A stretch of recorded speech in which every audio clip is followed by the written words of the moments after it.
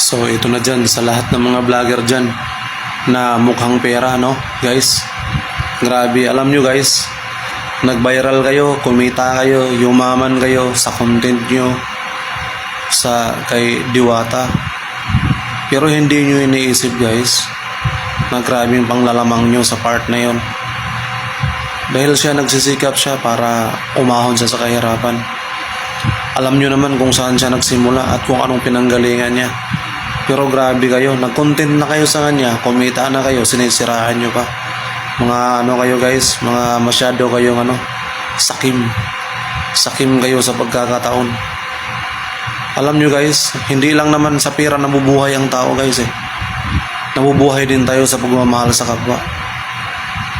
Kaya hindi ako humahanga sa mga vlogger na nagko-content lang para sa pang-sariling kapakanan. Nananawagan ako sa lahat ng vlogger dyan. Malaking vlogger ka man, maliit na vlogger ka man, pagkakataon nyo na to para ako'y gatasan.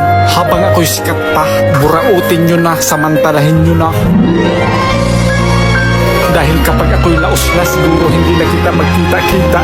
Kaya habang may duga pa, pigain nyo na. Okay lang sa akin kahit 10 piso ang kita ko sa kain nyo. Basta kumita kayo ng libo-libo sa mga video nyo.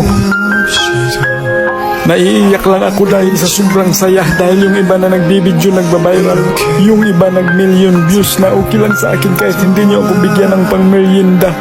Pasalamatan nyo lang dahil mabait itong karap yung si Diwata.